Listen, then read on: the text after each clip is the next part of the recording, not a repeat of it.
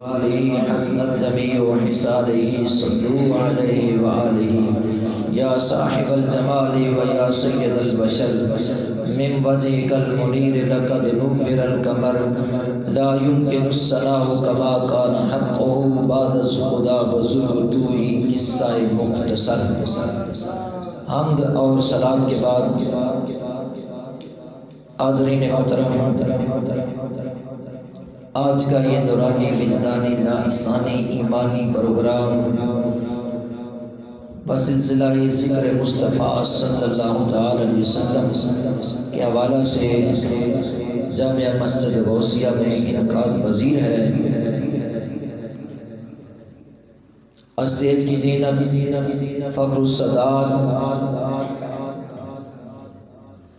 سید زین العابدین شاہ صاحب دامت برکاتہ القدسیہ اور فخر السادات پیر سید فیض رسول صاحب دامت برکاتہ العالیہ اور حضرت علامہ مولانا قاری محمد اشتیاق صاحب دامت برکاتہ العالیہ اور حضرت علامہ مولانا قاری محمد رمضان قادری نوشائی دامت برکاتہ القدسیہ اور اس محفل پاک کے بانی میرے محترم بھائی محمد فیاض صاحب اور دیگر دوستوں بزرگوں، اللہ جل شانہ کی بارگاہ میں التجا ہے کہ اللہ تعالی ہماری اس محفل پاک کو اپنی پاک اور مقدس بارگاہ میں شرف قبولیت عطا فرمائے اور کل قیامت کے روز اس محفل پاک کو ہمارے لیے ذریعہ نجات بنائے۔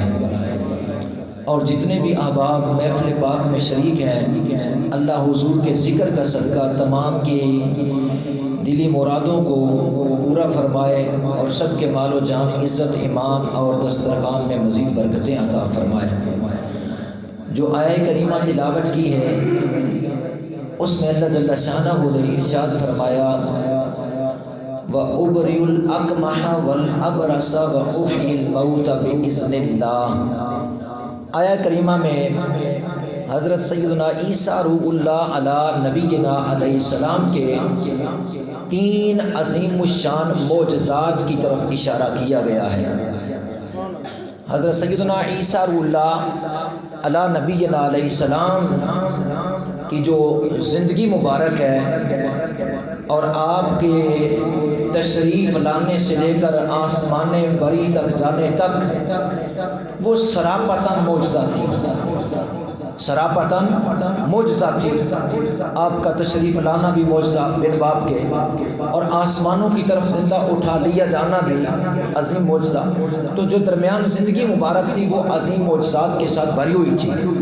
تو اس آیہ کریمہ میں تین معجزات کی طرف اشارہ فرمایا ہے اللہ جل شانہ نے۔ اور جب آپ نے اپنی زندگی میں معجزات دکھائے اپنی امت کو تو بنی اسرائیل نے آپ کی بارگاہ میں سوال کیا کہ اے اللہ کے پیارے نبی، اے اللہ کے روح، اے کلمۃ اللہ، کیا آپ وہی نبی ہیں، وہی رسول ہیں جس کے بارے میں حضرت سیدنا موسیٰ کلیم اللہ علی نبینا علیہ السلام نے فرمایا تھا، بشارت دی تھی کہ میرے بعد ایک عظیم رسول اور نبی آنے والا ہے جس کی زندگی معجزات کے ساتھ بھری ہوئی ہوگی۔ آپ وہی ہیں، کیونکہ آپ کے معجزات جب قوم نے دیکھے، جب لوگوں نے دیکھے تو دھنگ رہ گئے۔ تو جب آپ نے عظیم معجزات دکھائے تو اس وقت قوم نے کہا کہ کیا آپ وہی ہیں کہ جن کے بارے میں موسیٰ کلیم اللہ نے کہا تھا، کیونکہ لگتا ہے کہ آپ وہی ہیں۔ تو حضرت سیدنا عیسیٰ روح اللہ علی نبینا علیہ السلام نے فرمایا میں وہ نہیں جس کی بشارت موسیٰ کلیم اللہ نے دی تھی، بلکہ وہ میرے بعد تشریف لائیں گے اور جو میں کرتا ہوں وہ اس سے بڑھ کر کریں گے۔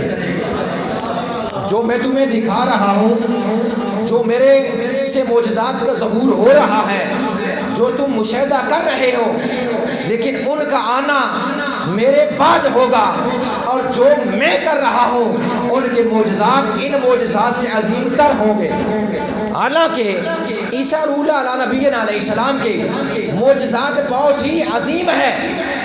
اس آیت کریمہ میں اشارہ ہے کہ حضرت عیسیٰ علیہ السلام فرماتے ہیں کہ وَأُبْرِئُ الْأَكْمَحَ، کہ میں شفا دیتا ہوں، میں شفا دیتا ہوں مادرزاد اندھوں کو، اور وَأُبْرِئُ الْأَكْمَحَ وَالْأَبْرَصَ، اور میں شفا دیتا ہوں، میں شفا دیتا ہوں برس والوں کو، جزام والوں کو، کوہنی والوں کو، اور وَأُحْيِي الْمَوْتَ بِإِذْنِ اللَّهِ، میں اللہ کے حکم سے مردوں کو زندہ کر دیتا ہوں۔ یعنی اس آیت کریمہ میں عیسیٰ علیہ السلام کا کوہنوں کو شفا دینا، مادرزاد انوں کو بینائی بخشنا، اور مردوں کو زندہ کرنا، یہ تین معجزات کا ذکر ہے، اور یہ تینوں معجزات عظیم الشان ہے۔ مادرزاد اندھا، ماں کے پیٹ سے اندھا پیدا ہوا، آنکھیں نہیں، بصارت نہیں، روشنی نہیں، تو حضرت سیدنا عیسیٰ روح اللہ علیہ نبینا علیہ السلام کے پاس جب آتا، آپ ہاتھ رکھ دے تو اللہ بینائی عطا فرما دیتا، کیونکہ وہ زمانہ طب کا زمانہ تھا، حکیموں کا زمانہ تھا، طبیبوں کا زمانہ تھا، حکمت عروج پر تھی، ہر حکیم یہ دعویٰ کرتا تھا میرے ہاتھ میں اس بیماری کی شفا ہے، لیکن مادرزاد اندھے کو کسی حکیم نے روشنی نہیں دی۔ اگر مادرزاد اندھے کو بینائی عطا فرمائی ہے تو اللہ کے نبی عیسیٰ علیہ السلام نے عطا فرمائی۔ کمال کا معجزہ ہے، عظیم معجزہ ہے، لیکن میرے کریم آقا صلی اللہ علیہ وسلم، کیونکہ عیسیٰ علیہ السلام نے فرمایا جو میرے بعد آئیں گے وہ عظیم معجزہ دکھائیں گے۔ یہ معجزہ عظیم ہے کہ مادرزاد اندھوں کو بینائی بخش دینا، مادرزاد اندھوں کو آنکھیں عطا کرنا، یہ عظیم معجزہ ہے۔ پر یہ اس سے عظیم معجزہ ہے کہ صحابی آنکھ کا ڈیلا ہاتھ پر رکھا ہوا آئے میرے اور آپ کے کریم آقا کی بارگاہ میں، عرض کرے یا رسول اللہ تیر لگا ہے، آنکھ نکل گئی ہے، آنکھ سے ڈھیلا نکل کر زمین پر گر پڑا، اور وہ ڈھیلا صحابی نے ہتھیلی پر رکھا، میرے اور آپ کے کریم آقا کی بارگاہ میں حاضر ہوا اور عرض کیا یا رسول اللہ تیر لگا ہے، آنکھ نکل گئی ہے۔ میرے مصطفیٰ نہیں فرماتے اب میں کیا کر سکتا ہوں کہ جو نکل جائے وہ دوبارہ درست نہیں ہو سکتی۔ میرے اور آپ کے کریم آقا نے آنکھ کا ڈیلا پکڑا، صحابی کی آنکھ والی جگہ پر لگایا، اوپر ہاتھ پھیرا تو اللہ نے اس سے بڑھ کر روشنی عطا فرما دی، اللہ نے اس سے بڑھ کر روشنی عطا فرما دی۔ آنکھ کا ہونا اور چیز ہے، اور پھر اس کے اندر جو ہے وہ بینائی جو ہے وہ ڈال دینا اور چیز ہے، اور آنکھ والی جگہ سے نکل کر زمین پر گر جانا اور پھر اس کے اندر رکھ کر بینائی عطا کرنا، اس سے اعلیٰ معجزہ ہے۔ کیونکہ اندھا تھا، آنکھ تھی، اندھا تو تھا مگر اس کی آنکھ تھی، اور اس کے اندر عیسیٰ روح اللہ نے بینائی ڈال دی، لیکن یہاں تو آنکھ ہی نہیں ہے، یہاں تو آنکھ ہی نکلی ہوئی ہے اور زمین سے اٹھائی گئی ہے اور اس ڈھیلے کو ہاتھ پر رکھا ہوا ہے، یعنی گویا کہ آنکھ اپنی جگہ پر نہیں تھی، وہاں تو آنکھ تھی، اس میں روشنی ڈال دی۔ کمال کا معجزہ ہے، یہاں آنکھ ہی نہیں ہے اور پھر آنکھ والی جگہ پر رکھ کر اس میں بینائی ڈالنا، یہ اس سے اعلیٰ معجزہ ہے۔ میں وہ مجھ سے اعلیٰ کام کرے گا، میرے بعد جو آئے گا وہ مجھ سے اعلیٰ کام کرے گا، مجھ سے اعلیٰ کام کرے گا۔ پھر اسی طرح ایک صحابی حضرت حبیب کے والد وہ آئے حضور کی بارگاہ میں، عرض کیا یا رسول اللہ صلی اللہ علیہ وسلم میرے پاؤں سانپ کے انڈوں پر آ گئے، جس کی وجہ سے میری بینائی ختم ہو گئی، میری بینائی ختم ہو گئی۔ حضور نے نہیں ارشاد فرمایا کہ اب میں کیا کر سکتا ہوں؟ میرے کریم آقا نے جناب حبیب کے والد کی آنکھوں میں اپنا لعاب دان لگایا۔ صحابہ کہتے ہیں 80 سال کا وہ بزرگ ہو گیا، 80 سال اس کی عمر ہو گئی، لیکن اپنی آنکھوں سے دیکھ کر سوئی میں دھاگا ڈال دیا کرتا تھا. یعنی بینائی ختم ہو گئی, بینائی سلب ہو گئی, بینائی کا نام و نشان تک نہ رہا. دوبارہ بینائی لوٹا دی. میرے کریم آقا صلی اللہ علیہ وسلم کے غلاموں کو دوسری جگہ پر فرمایا کہ میں شفا دیتا ہوں جزام والوں, کوڑوں کو, برس والوں, داغ والوں کو. حضرت عیسیٰ علیہ نبی علیہ السلام کی بارگاہ میں اگر کوئی جزام والا, کوڑا, برس والا لایا جاتا, اور میں نے کتابوں کے اندر پڑھا ہے کہ بعض دفعہ ایک دن کے اندر 50 ہزار مریض برس والے حضرت عیسیٰ علیہ السلام کی بارگاہ میں آ جایا کرتے تھے. 50 ہزار مریض آپ کی بارگاہ میں آ جایا کرتے تھے, اور آپ جس کے جسم پر ہاتھ پھیرتے تھے اللہ اس کے برس کو, اس کے جزام کو, اس کے کوڑ کو ختم فرما دیا کرتا تھا. یہ کمال والا معجزہ ہے. برس والے کو, جزام والے کو, کوڑی کو شفا بخشنا کمال والا معجزہ ہے. لیکن اس سے بڑھ کر یہ کمال ہے کہ میرے اور آپ کے کریم آقا نے فرمایا غبار المدینہ تے شفاء الجزام, فرمایا مدینے کی مٹی کوڑوں کو شفا دے دیتی ہے. مدینے کی خاک کوڑوں کو, برس والوں کو, اور جو ہے وہ جزام والوں کو شفا دے دیتی ہے. عیسیٰ علیہ السلام ہاتھ پھیرے کوڑ جاتا رہے, مدینے کی مٹی اٹھا کر ہاتھ پر پھیر لے کوڑ جاتا رہے گا. تاجدار ختم نبوت, تاجدار ختم نبوت, لبیک لبیک لبیک یا رسول اللہ, لبیک لبیک لبیک یا رسول اللہ, لبیک لبیک لبیک یا رسول اللہ. تیسری طرف اشارہ فرمایا وَأُحْيِي الْمَوْتَى بِإِذْنِ اللَّهِ, میں مردوں کو زندہ کر دیتا ہوں اللہ کے حکم سے. یعنی مردے سے جان نکل گئی, بندہ مر گیا, بندہ مر گیا, جان نکل گئی, جان نکل گئی, روح نکل گئی. تو جب روح نکل جاتی ہے تو اس روح کو دوبارہ لوٹا دینا عظیم معجزہ ہے. ہر ایک کے بس کی بات نہیں, ہر ایک کے بس کی بات. روح نکل گئی, جسم جو ہے رہ گیا, روح نکل گئی, اور پھر دوبارہ لوٹا دینا عظیم معجزہ ہے. لیکن جس جسم کے اندر روح تھی اس کو دوبارہ لوٹا دینا یہ کمال ہے. لیکن جسم ہو, روح کا تصور نہ ہو, روح ہو ہی نہ, روح کا تعلق ہی نہ ہو, روح اس کے اندر تھی ہی نہیں, اس کے اندر پہلے بھی نہیں تھی, لیکن روح کو پیدا کر کے جسم کے اندر ڈال دینا اور پھر بلوانا, گواہی پیش کرنا, یہ اس سے عظیم تر معجزہ ہے. یہ اس سے عظیم تر معجزہ ہے. آپ کہیں گے کیسے؟ سنیں, پتھر ہے, پتھر کے اندر روح نہیں, پتھر کے اندر روح نہیں, جسم کے اندر روح ہے. توجہ میری طرف ہے, جسم کے اندر روح ہے, نکل گئی, دوبارہ لوٹا دی گئی. یہ حضرت عیسیٰ علیہ السلام کا عظیم معجزہ ہے. لیکن میرے مصطفیٰ نے پتھر کی طرف اشارہ کیا, پتھر کی طرف اشارہ کیا. یہ دلیل دے رہا ہوں, پتھر روح نہیں رکھتا, پتھر روح سے پاک ہے.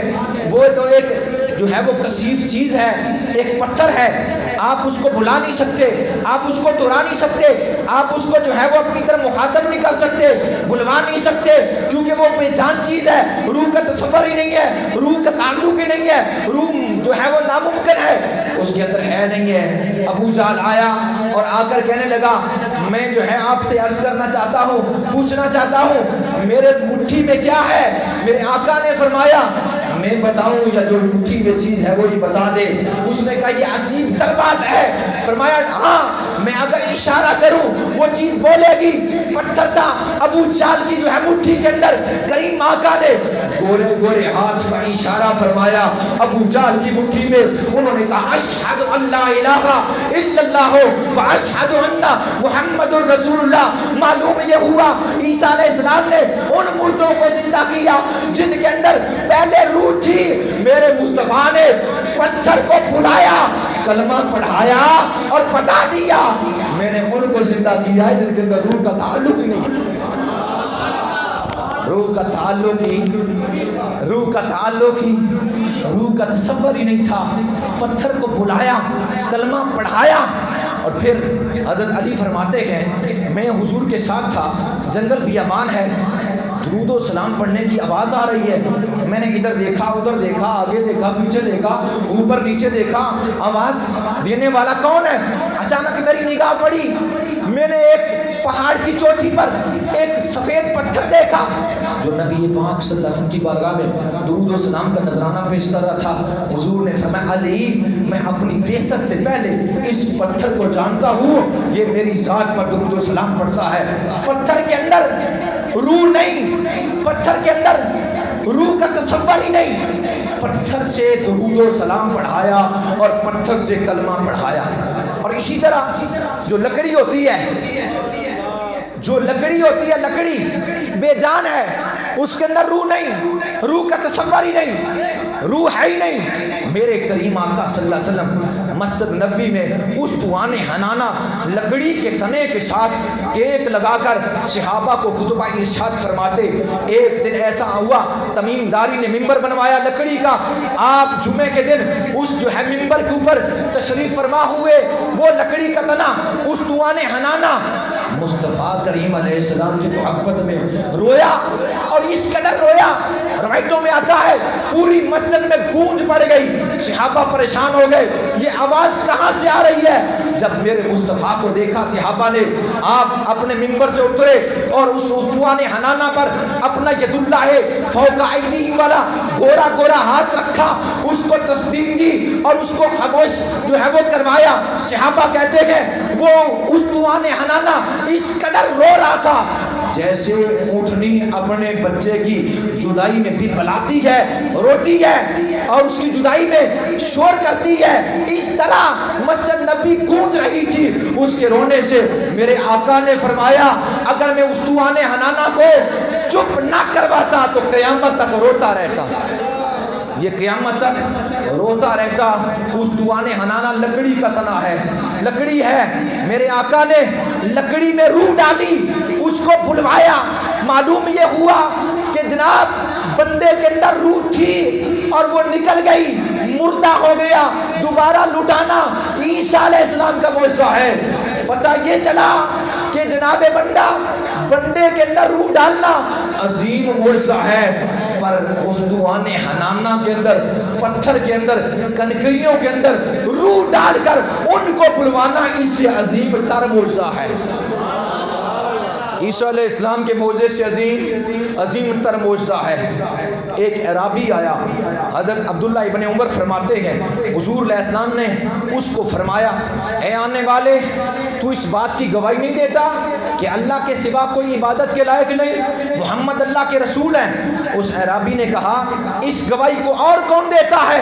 میرے آقا نے فرمایا وہ سامنے والا کیکر, وہ اس بات کی گواہی دیتا ہے کہ اللہ کے سوا کوئی معبود نہیں, محمد اللہ کے رسول ہیں. پھر حضور نے اشارہ فرمایا کیکر حضور کی بارگاہ میں آیا. میرے آقا نے فرمایا کیکر بول, اللہ کی وحدانیت کی اور میری رسالت کی گواہی دے اور 3 مرتبہ دے.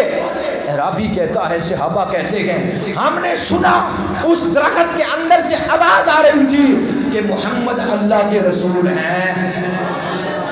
درخت کے اندر روح نہیں ہے, درخت کے اندر روح نہیں ہے, جسم کے اندر تو روح ہے, انسان کے اندر تو روح ہے, اور جانور کے جسم کے اندر تو روح ہے, پرندوں درندوں کے جسموں کے اندر روح ہے, لیکن جو ہے وہ لکڑیوں کے اندر روح نہیں اور جو ہے وہ پتھروں کے اندر روح نہیں. میرے آقا نے لکڑیوں کے اندر روح ڈال کر ان کو زندہ کر کے بلوایا, کنکریوں کے اندر روح ڈال کر ان کو زندہ کر کے بلوایا اور اپنی رسالت اللہ کی وحدانیت کی گواہی دلوائی. معلوم یہ ہوا کہ جو ہے وہ مردوں کو زندہ کرنا عظیم ہے, مگر ان مردوں کو زندہ کرنا جن کے اندر روح کا تعلق نہیں ہے, ان کو زندہ کرنا مردہ زندہ کرنے سے زیادہ عظیم تر ہے, زیادہ عظیم تر ہے. حضرت موسیٰ کلیم اللہ علیہ نبی علیہ السلام نے عصا مارا پتھر پر, فن فجرت من حسنت عشرت عینا, 12 چشمے پتھر سے پانی کے جاری ہو گئے. لیکن یہ عظیم معجزہ ہے، موسیٰ علیہ السلام کا عظیم معجزہ ہے، پتھر سے پانی کو جاری کرنا یہ عظیم معجزہ ہے، پر میرے مصطفیٰ کا اس سے بھی زیادہ عظیم معجزہ ہے، میرے آقا کا اس سے بھی زیادہ عظیم معجزہ ہے۔ پتھر سے پانی نکالنا عظیم ہے، ہر کوئی نہیں نکال سکتا، ہر کوئی نہیں نکال سکتا، عظیم ہے، لیکن پتھر کا تعلق زمین سے ہے، پتھر کا تعلق زمین سے ہے، اور زمین سے پانی نکلنا ممکن ہے، زمین سے پانی نکلنا ممکن ہے، ایڑی ماریں گے تب نکلے گا، ڈنڈا ماریں گے تب نکلے گا، بور کے ذریعے نکلے گا، جو جس میں جتنی طاقت ہوگی ایسے نکالے گا، کوئی بور کی طاقت رکھتا اس کے ذریعے نکالے گا، کوئی جو ہے وہ آسا مار کر نکال دے گا، اور جناب اسماعیل علیہ السلام تو بچپن میں ایڑی مار کر نکال دیں گے، جو جتنی طاقت ہوگی، جو جتنی ہمت ہوگی، جو جتنا کمال ہوگا اس قدر ہی ہوگا، لیکن چاہے ایڑی سے نکلے، چاہے پتھر سے نکلے، چاہے مٹی سے نکلے، تعلق زمین سے ہے، لہذا پتھر کا تعلق زمین سے تھا، تو لہذا پتھر سے، مٹی سے، زمین سے پانی نکلنا ممکن ہے، لیکن کبھی انگلیوں سے بھی پانی نکلا ہے، کبھی انگلیوں سے بھی پانی نکلا ہے، میرے آقا صلی اللہ علیہ وسلم نے اپنی انگلیوں سے 5 دریا جاری فرما دیے ہیں۔ یہ عظیم ہوا کہ وہ عظیم ہوا؟ یہ عظیم ہوا۔ میرے آقا صلی اللہ علیہ وسلم نے، حضرت جابر بن عبداللہ انصاری فرماتے ہیں، حدیبیہ کے مقام پر صحابہ نے عرض کیا یا رسول اللہ پانی نہیں ہے، فرمایا اچھا، فرمایا مشکیزہ میرے پاس لے آؤ، خالی مشکیزہ پیش کیا گیا، میرے آقا نے گورا گورا ہاتھ اپنا اس کے اندر ڈالا تو 5 دریا پانی کے انگلیوں سے جاری ہو گئے، 1500 صحابہ نے پانی پیا، 1500 صحابہ نے پانی پیا۔ زمین سے پانی نکل سکتا ہے، پتھر سے پانی نکل سکتا ہے، مٹی سے پانی نکل سکتا ہے، لیکن انگلیوں سے پانی نہیں نکلا۔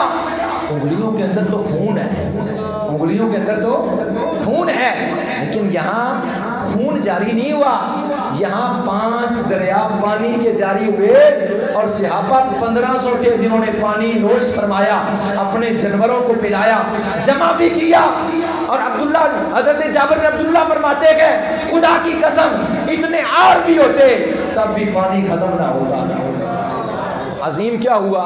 میرے آقا صلی اللہ علیہ وسلم کی ذات اور آپ کے معجزات انبیاء کے معجزات پر عظیم ہے، بڑے ہیں، کیونکہ شان میرے مصطفیٰ کی بڑی ہے۔ اس لیے صحابہ اکرام جب معجزات کا ظہور دیکھتے، حضور کے کمالات دیکھتے، حضور کی محاسن خوبیاں دیکھتے، اور حضور کی شانوں کے گیت اس طرح گایا کرتے تھے۔ کسی کہنے والے نے کیا خوب کہا، اس نے کہا لگاتے تھے نعرہ یہ ایمان والے محمد ہمارے بڑی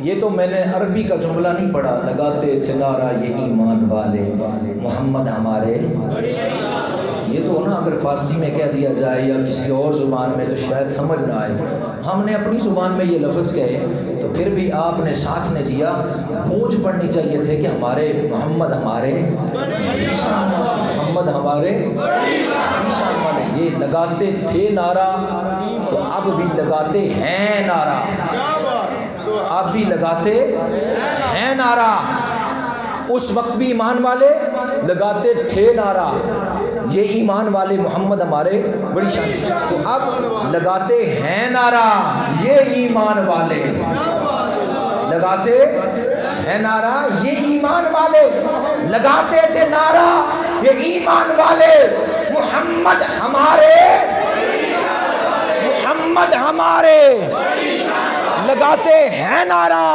یہ ایمان والے محمد ہمارے، محمد ہمارے، محمد ہمارے۔ یہ صحابہ کرام کا عقیدہ تھا، وہ یہ نعرہ لگاتے تھے کہ ہمارے آقا کی تو بات ہی کیا ہے، ہمارے آقا کے کمالات اتنے ہیں، شانیں اتنی ہے کہ حضور کا ثانی دنیا میں کوئی نہیں، حضور کے مقام اور مرتبے کا ثانی کوئی نہیں، اس لیے کسی کہنے والے نے کیا خوب کہا، اس نے کہا یہ سکیاں کھجوراں اگا جاندا ہے، یہ سکیاں کھجوراں اگا جاندا ہے، یہ درختاں نو لا کے بلا جاندا ہے، یہ کنکراں نو کلمے پڑھا جاندا ہے، یہ چند دے بھی ٹکڑے کرا جاندا ہے، اے سورج نو الٹا لٹا جاندا ہے، اے رب دی حقیقت نو اے جاندا ہے، تے اس دی حقیقت نو خدا جاندا ہے، اس دی حقیقت نو خدا جاندا ہے۔ میرے آقا صلی اللہ علیہ وسلم کے غلاموں پروانوں، حضور علیہ السلام کی زبان سے جو بھی لفظ نکلتا تو وہ کلمہ کن ہوتا۔ جیسے اللہ تبارک و تعالی جب کسی شے کی تخلیق کا ارادہ فرماتا تو قرآن کے اندر ہے اللہ کن فرماتا۔ اللہ کا کن فرمانا کسی نے عطا نہیں کیا، اس کا کن ذاتی ہے، اس کا کن کہنا ذاتی ہے، اس کن میں جو قدرت ہے اس کی ذاتی ہے، اس کن میں جو طاقت ہے اس کی ذاتی ہے۔ جب وہ ارادہ کرتا ہے کسی چیز کی تخلیق کا تو کہتا ہے کن ہو جا، وہ ہو جاتی ہے، وہ اس کا ذاتی کن ہے۔ اس نے اپنا ذاتی کن اپنے محبوب کو عطا فرما دیا۔ جب حضور کی زبان سے نکلا کرتا تھا ہو جا تو وہ کام اسی وقت ہو جایا کرتا تھا۔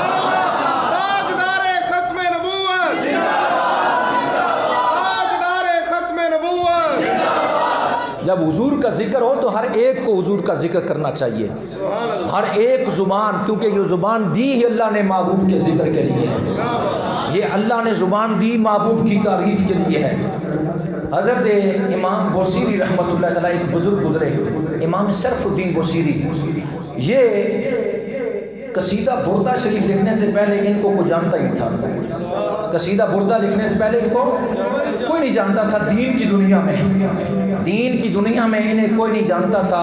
یہ بادشاہوں کے قصائد لکھتے، بادشاہوں کے قصائد لکھتے، دین کی دنیا میں انہیں کوئی نہیں جانتا تھا، لیکن ایک قصیدہ لکھا تو پوری کائنات میں ان کا نام چمک گیا۔ یہ فائدہ ہے حضور کی تعریف کرنے سے، حضور کی تعریف کرنے سے یہ ملتا ہے۔ ایک قصیدہ لکھا پوری کائنات میں گونج پڑ گئی، قصیدہ بردہ شریف، صاحب قصیدہ بردہ، اور امام شرف الدین بوصیری جس نے صاحب قصیدہ بردہ لکھا، چادر والا قصیدہ پوری دنیا میں۔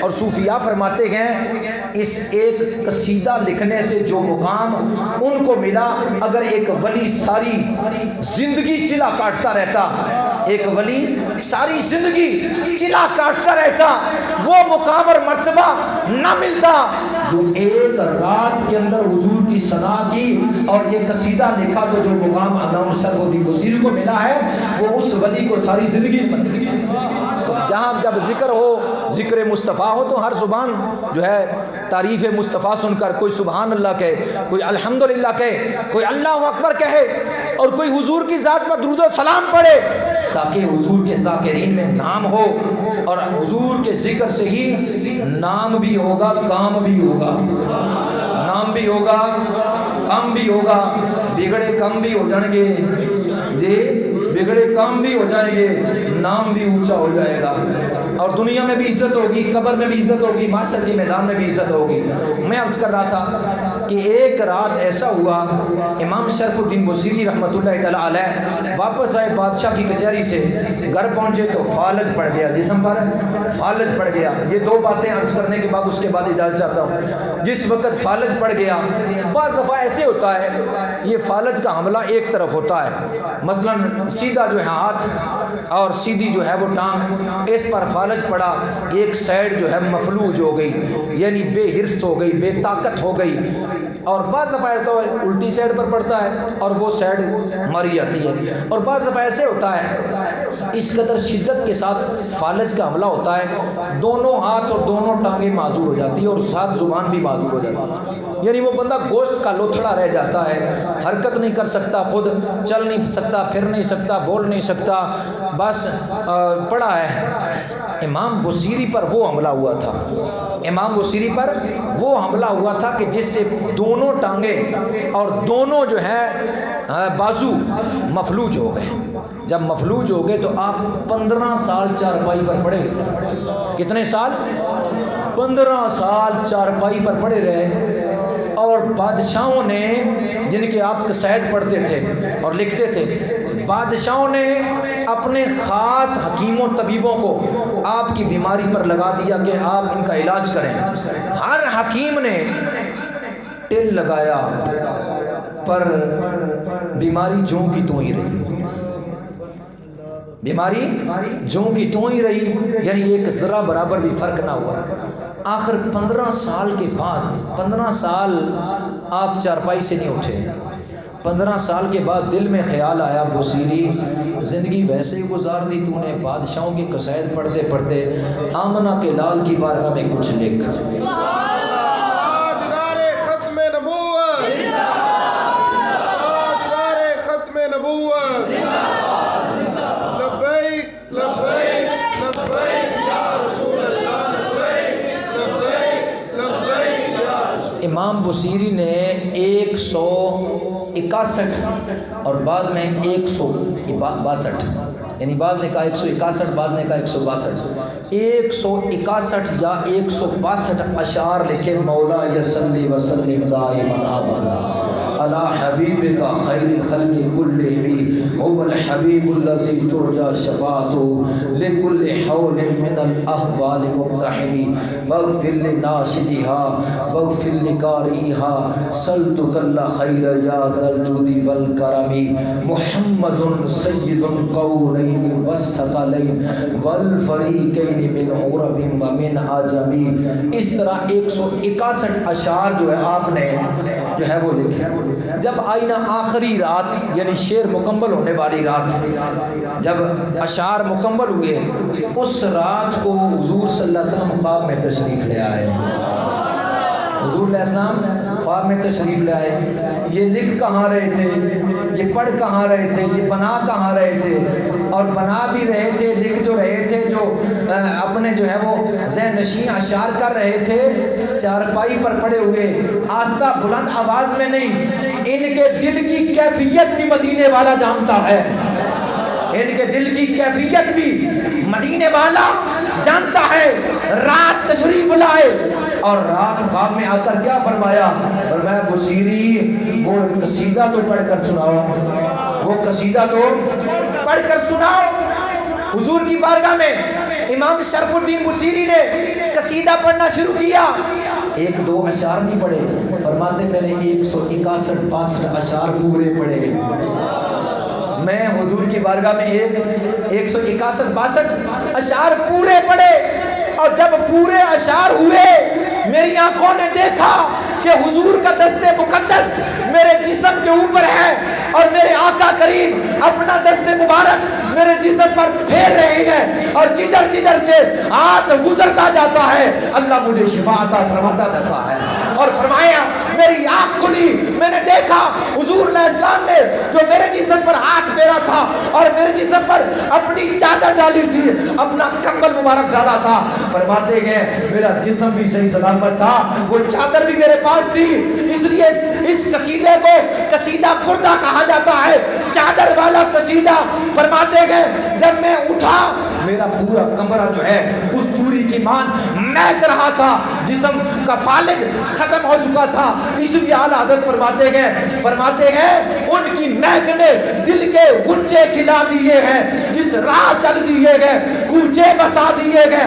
میرے کریم سے اگر قطرہ کسی نے مانگا دربے بہا دیے ہیں دریا بہا.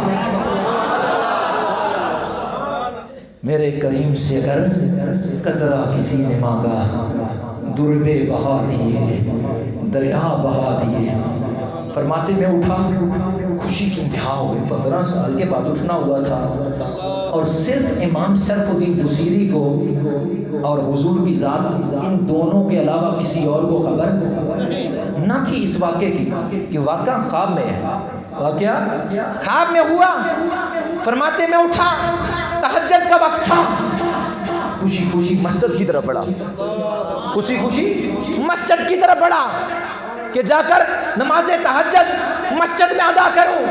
فرماتے گھر سے نکلا، گھر کے گلی کے کونے پر اس وقت کے قطب الاقطاب شیخ ابو الرجاء الصدیق رحمت اللہ تعالی تشریف فرماتے، دور سے دیکھا، فرمانے لگے شرف الدین رات والا قصیدہ سناؤ،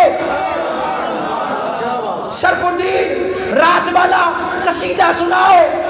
میں نے عرض کیا آپ کو کیسے معلوم ہے؟ کیونکہ یہ قصیدہ میں نے لکھا ہے اور کسی کو معلوم نہیں ہے، اگر پڑھا ہے تو رسول اللہ کی کچہری میں پڑھا ہے، یا اس کی مجھے خبر ہے یا امام الانبیاء کو خبر ہے، تیسرا کوئی نہیں تھا۔ تو وہ کتب فرمانے لگے جب تم رات کو پڑھ رہے تھے تیسرا سننے والا میں تھا، تیسرا سننے والا میں تھا۔ اے بصیری جب تو پڑھ رہا تھا کیا حضور اس درخت کے مان، اس درخت کی مان جس درخت پر پھل لگا ہوا ہو اور ہوا کے جھونکے اس کی ٹہنیوں کو ادھر ادھر کرے، اس ٹہنیوں کی مانٹ جو ہوا کے جھونکوں سے ہلتی ہے، کیا امام الانبیاء تیرا قصیدہ سن کر ایسے ہل نہیں رہے تھے؟ کیا ایسے ہل نہیں رہے تھے؟ اب بتا بھی دیا کہ ایسے ہل رہے تھے۔ تو جب تو پڑھ رہا تھا وہ سماعت کر رہے تھے، میں بھی سماعت کر رہا تھا۔ حضرت امام شرف الدین بصیری فرماتے ہیں میں نے تو کہا کہ صرف مجھے اور امام الانبیاء کو علم ہے اور تیسرے آپ۔ پھر فرماتے مسجد میں گیا، جب صبح نماز پڑھ کے نکلا تو بادشاہ وقت کو بھی پتا چل چکا تھا کہ شرف الدین بصیری نے رات امام الانبیاء کی شان میں قصیدہ لکھا ہے اور حضور نے زیارت کروائی ہے اور ان کا فالج ختم ہو گیا۔ امام الانبیاء نے ان کے جسم پر ہاتھ پھیرا ہے اور شفا عطا فرما دی ہے۔ یہ کمال میرے مصطفیٰ کو اللہ نے عطا فرمایا ہے، جدھر سے آپ کا ہاتھ اٹھتا گیا اللہ مہربانیاں فرماتا گیا۔ اس لیے کہتا ہوں کہ جب حضور کا ذکر ہو تو ہر زبان ہلے، تاکہ کام بھی بن جائے اور نام بھی ہو جائے، کام بھی بن جائے نام بھی ہو جائے۔ اب دوسرا واقعہ عرض کرنا چاہتا ہوں، پھر اس کے بعد اجازت۔ ایک مرتبہ ایسے ہوا، حضرت امام، ان کا نام بھی شرف الدین ہے، ان کا نام بھی شرف الدین ہے، ان کو امام شرف الدین بصیری کے نام سے دنیا یاد کرتی ہے، اور ان کو امام شرف الدین شیخ سعدی شیرازی کے نام سے، شیخ سعدی شیرازی، شیخ سعدی شیرازی، انہوں نے لکھا کلام حضور کی بارگاہ میں، انہوں نے لکھا کلام حضور کی بارگاہ میں۔ یہ میرے کلام کی باتیں شاہ صاحب سمجھ رہے ہیں کیونکہ لکھتے ہیں نا حضور کی بارگاہ میں، یہ ان کا ہی ذوق ہے لکھنے والوں کا۔ یہ لکھنا کوئی آسان نہیں ہوتا، لکھنا آسان نہیں ہوتا، پڑھنا تو شاید ہر کوئی پڑھ لے، لکھنا آسان نہیں ہوتا۔ کیونکہ شیخ سعدی شیرازی نے جب لکھا کلام، وہ کلام بھی بڑا مشہور ہے، بلغ العلا بکمالہ کشف الدجا بجمالہ حسنت جمیع خصالہ، یہ 3 اشعار لکھے، چوتھا نہیں بن رہا تھا، چوتھا شعر نہیں بن رہا تھا، چوتھا شعر نہیں بن رہا تھا۔ ہم ویسے نہیں یہ شعر پڑھتے، ہم یہ ویسے نہیں کلام پڑھتے، یہ ہمارے بزرگوں نے جو لکھے ہیں، حضور کی ساتھ جو ہے وہ، حضور کی ساتھ جو ہے امداد، حضور کی ساتھ روحانیت، حضور کا ساتھ فیض شامل ہے، پھر یہ لکھے گئے ہیں۔ امام شرف الدین سعدی شیرازی رحمت اللہ تعالیٰ نے بڑی کوشش کی کہ تیسرا شعر بنے، یہ بلغ العلا بکمالہ، وہ بلندیوں پہ پہنچے اپنے کمال سے، وہ بلندیوں پہ پہنچے اپنے کمال سے، بلغ العلا بکمالہ کشف الدجا بجمالہ، ان کے جمال سے سارے اندھیرے غائب ہو گئے، ان کے جمال سے ساری ظلمتیں مٹ گئی، اندھیرے غائب ہو گئے، کائنات کے قلوب روشن ہو گئے، حسنت جمیع خصالہ، ان کے کمال اور خصائل کی حد ہی نہیں ہے، ان کے کمال کی شان و عظمت کی حد ہی نہیں ہے۔ اگلا شعر نہیں بن رہا تھا، 3 شعروں کو بار بار پڑھتے، اس پریشانی میں رات پڑ گئی تو کہنے لگے اچھا چلو رات پڑ گئی ہے، صبح پھر کوشش کروں گا، صبح پھر کوشش کروں گا، لیکن پریشانی میں حضور کے عشق اور عقیدت کو، محبت کو لیے دل میں سونے لگے تو زہری آنکھیں بند، دل کی دنیا کھلی، میرے مصطفیٰ خواب میں تشریف لے آئے۔ فرمایا سعدی، فرمایا سادی. اگر کوئی کہے نا شاہ جی تو اور بات ہے, حضور فرمائے نا شاہ جی تو پھر کوئی اور بات ہے جی. اگر ہم کہنا سادی تو کوئی اور بات ہے, اگر حضور فرمائے نا سادی تو پھر بات کوئی اور ہی ہوتی ہے جی, پھر بات کوئی اور ہی ہوتی ہے. تو جناب بندہ حضور کی زبان عطر سے نکلا, سادی کیوں پریشان ہو, سادی کیوں پریشان ہو. عرض کیا یا رسول اللہ آپ کی عقیدت, آپ کے عشق و محبت میں چند اشعار لکھے ہیں, میں نے 3 بنائے ہیں, چوتھا نہیں بن رہا. فرمایا سناؤ, فرمایا سناؤ. تو حضرت شیخ سعدی نے کیا کہا, بلغ العلا بکمالہ کشف الدجا بجمالہ حسنت جمیع حصالہ. یا رسول اللہ آگے نہیں آ رہا, فرمایا کہو صلو. چوتھا شعر حضور نے فرمایا, فرمایا کہو صلو علیہ, کہو صلو علیہ, درود ہو حضور پر, حضور کی آل پر. چوتھا شعر یہ مثلا حضور نے بتایا. حضرت خواجہ نظام الدین محبوب الہی, نظام الدین اولیاء, حضرت بابا فرید الدین گنج شکر کے جو ہے خلیفہ اور آپ کے جناب والا مرید, وہ ہندوستان کی دھرتی پر ان کا مرید تھا, ایک مرید خاص. اولیاء فرماتے ہیں اگر پیر دیکھنا نظام الدین, مرید دیکھنا امیر خسرو. پیر دیکھنا نظام الدین, مرید دیکھنا تھے خسرو, امیر خسرو. اور امیر خسرو بھی بڑا کمال کا وجد کا کلام لکھتے تھے. جب ان کا کلام پڑھا جاتا تھا تو پوری بزم کے اندر جو ہے نا لرزہ طاری ہو جاتا, وجد طاری ہو جایا کرتا تھا. امیر خسرو, امیر خسرو جو ہے وہ بارگاہ میں حاضر ہوئے, اپنے مرشد کی بارگاہ میں. تو وہ آگے فرما رہے تھے, شیخ سعدی تو نے کمال کر دیا, شیخ سعدی تو نے کمال کر دیا, جو تو نے لکھا کمال لکھا. نظام الدین اولیاء فرما رہے تھے, سعدی جو تو نے لکھا کمال لکھا. امیر خسرو نے عرض کیا حضور جو سعدی نے لکھا کمال لکھا, میرا بھی سنیے, میرا بھی سنیے. تو جب آپ نے کمال پڑھا, کلام پڑھا, عشق و محبت میں ڈوبا ہوا, سن کر کہنے لگے خسرو کمال ہے, پر جو سعدی نے لکھا وہ اس سے بھی زیادہ کمال ہے. یہ کمال ہے جو تو نے لکھا ہے, پر جو سعدی نے لکھا وہ اس سے زیادہ کمال ہے. چلے گئے, چند دنوں کے بعد نا عشق و محبت سوز میں نا ایک اور کلام لکھا, اور پھر حاضر ہوئے. عرض کرنے لگے حضور اب سنیں, اب سنیں. اگر یہ کمال, یہ جو کمال تھا آواز میں جو سوز تھا, وہ اس کی وجہ کیا تھی؟ اس کی وجہ یہ تھی کہ ایک مرتبہ حضرت امیر خسرو جو تھے ان کو حضرت خضر علیہ السلام کی زیارت ہوئی. تو امیر خسرو نے کہا کہ اے اللہ کے پیارے نبی, میری منہ میں, میری دہن میں اپنا لعاب دان ڈالیں. تو حضرت خضر علیہ السلام نے فرمایا وہ تو دولت سعدی شرازی لے گیا, وہ دولت سعدی شرازی لے گیا. یعنی سعدی شرازی کے منہ میں حضرت خضر علیہ السلام کا لعاب دان تھا.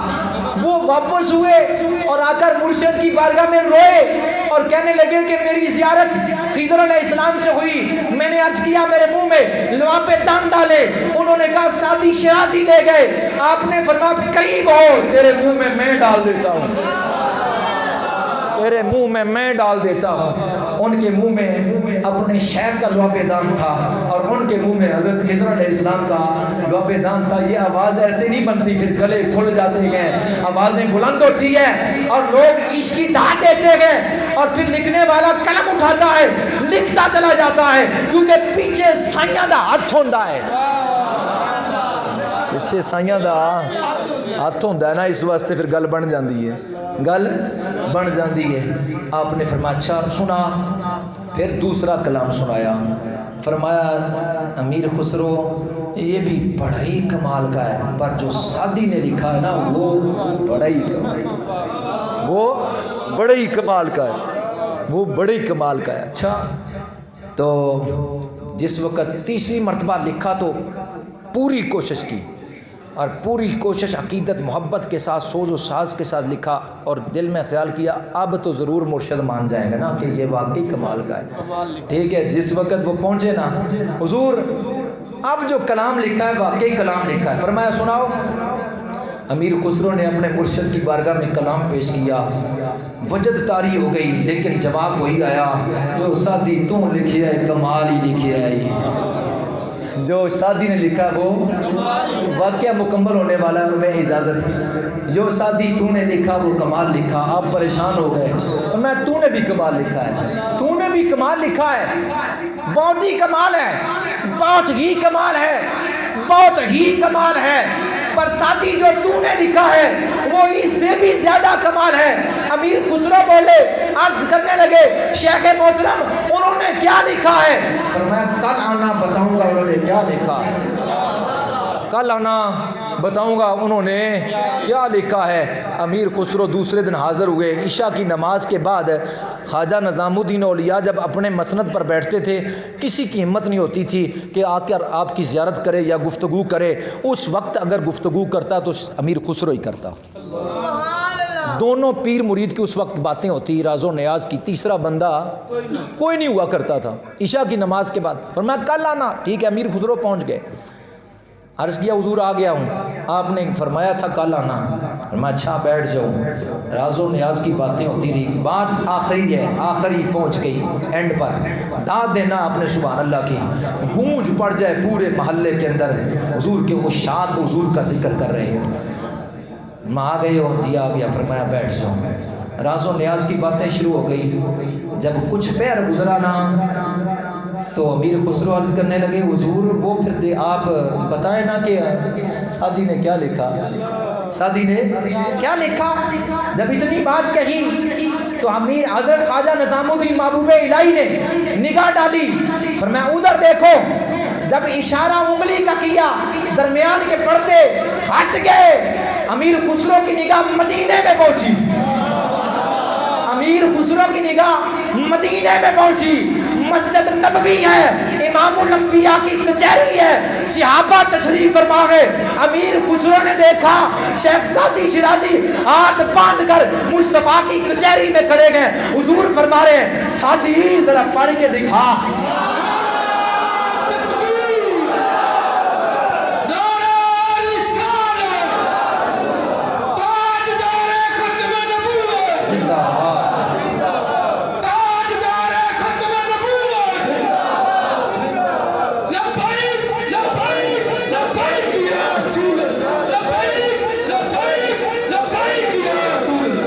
حضور کا ذکر ذاکر کو کہاں پہنچاتا ہے, حضور کی محبت کہاں پہنچاتی ہے, حضور کا ذکر کرنے والا کہاں پہنچتا ہے.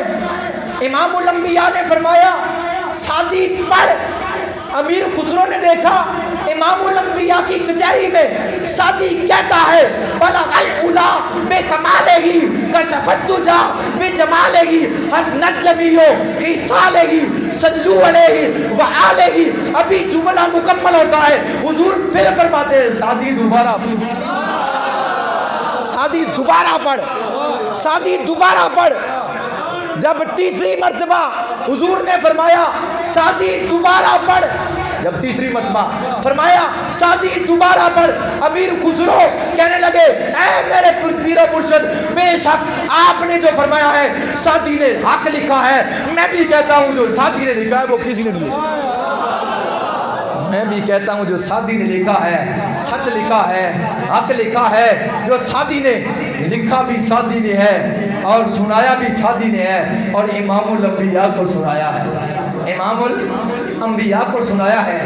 میرا ذوق ہے, میں تقریر اب ختم کرنے لگا ہوں. واقعی میں نے 2 کہے تھے وہ بیان کر دیے, لیکن مجھے ایک بات یاد آ گئی ہے. اگر آپ اجازت دیں میں اس کو عرض کر دوں, میں اس کو عرض کر دوں. ایک بزرگ گزرے ہیں بلاد فارس میں, ایک بزرگ بلاد فارس میں گزرے ہیں. شیخ ابو المسعود ان کا نام ہے. ان کو ہر وقت نبی پاک کی جاگتے ہوئے زیارت ہوا کرتی تھی. ہر وقت نبی پاک کی روزانہ جاگتے ہوئے, سوتے ہوئے نہیں, جاگتے ہوئے زیارت ہوا کرتی تھی. اس کی وجہ کیا تھی میں بیان کر دیتا ہوں مختصر. اس کی وجہ یہ تھی کہ شیخ ابو المسعود رحمت اللہ تعالیٰ کو روزانہ جاگتے ہوئے اس لیے زیارت ہوتی تھی کہ جب صبح اٹھتے تھے نماز فجر کے بعد آپ باہر نکلتے, جہاں مزدوروں کا اڈا ہوتا ہے وہاں تشریف لے جاتے. جتنے مزدور ہوتے مزدوری کرنے کے لیے ان کو ساتھ لے آتے اپنے گھر میں, اور فرماتے تمہاری مزدوری کتنی ہے؟ حضور اتنی ہے۔ فرمایا اچھا کام کرو گے؟ جی حضور کریں گے۔ فرمایا کام جب چھٹی ہوگی تو تمہیں مزدوری مل جائے گی، بیٹھ جاؤ کام کرو۔ حضور کام کیا ہے؟ میں وضو کر کر میرے مصطفیٰ کی ذات پر درود و سلام پڑھو اور شام کو تمہیں مزدوری ملے گی۔ ساری زندگی شیخ مسعود کی درود پاک پڑھنے پڑھوانے میں گزر گئی، اس لیے جاگتے ہوئے زیارت فرمایا کرتے۔